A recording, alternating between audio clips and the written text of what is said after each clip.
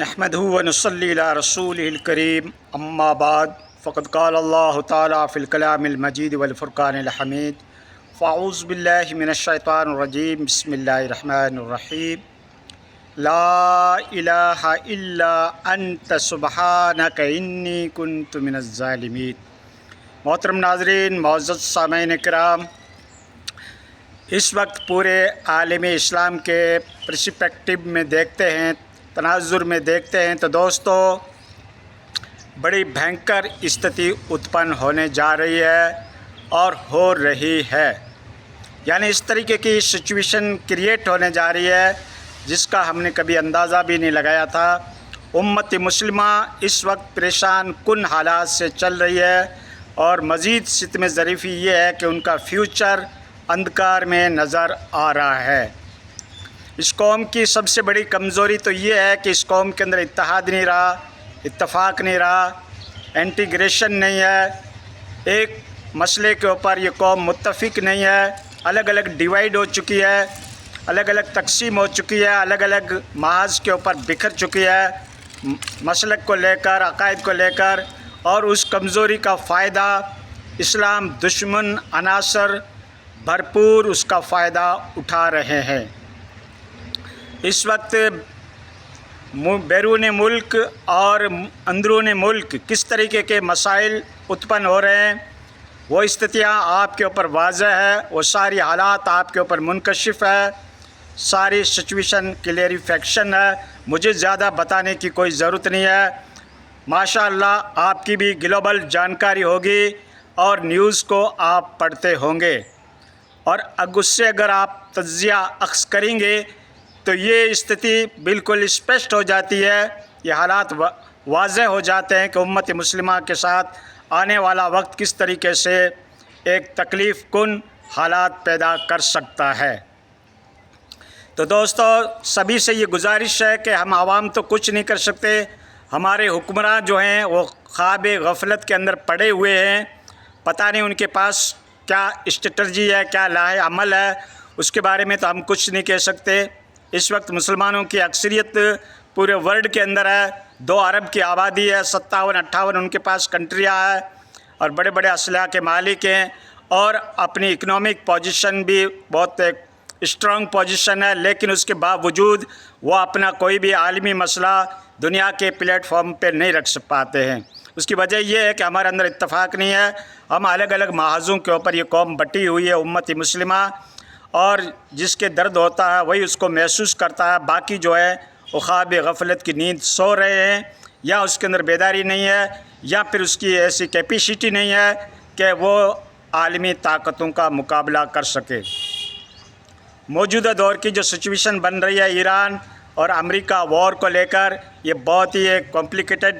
Issue ہے جس کے بارے میں آپ لوگوں کے پاس زیادہ وضاحت ہوگی، میں مزید بتانا نہیں چاہتا، لیکن یہ کس طریقے کے نتائج اخذ کیے جائیں گے، اس سے کس طریقے کے اثرات ہوں گے دنیا عالم اسلام کے اوپر، وہ کوئی ڈھکی چھکی کتاب نہیں ہے۔ اور فلسطین کے ساتھ جو مظالم ڈھائے جا رہے ہیں، آئے دن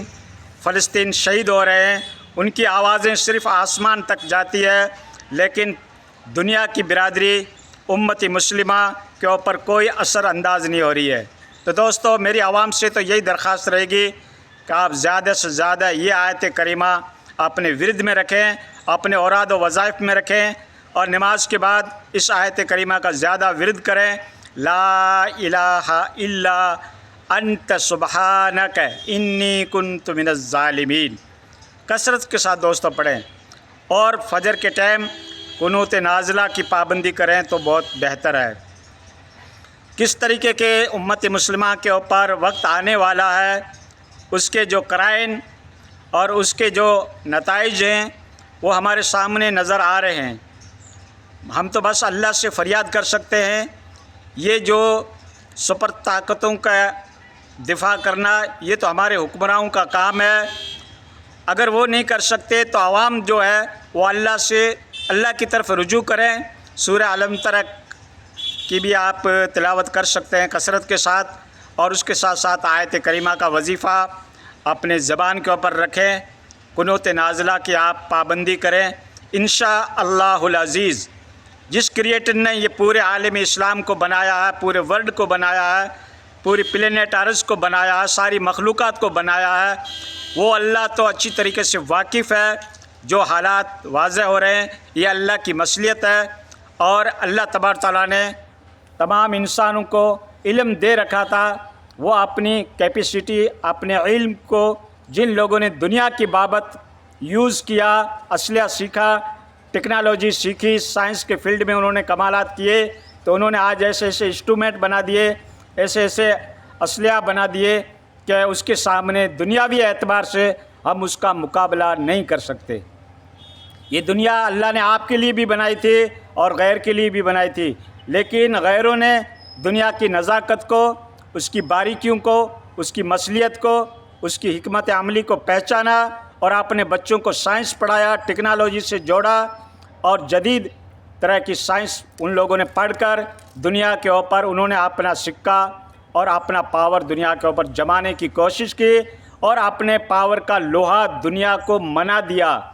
ٹھیک ہے دوستو، 57-58 کنٹری ہوتے ہوئے کس کے پاس ایئر فورس کی مضبوطی ہے، وہ آپ اچھی طریقے سے اندازہ لگا سکتے ہیں۔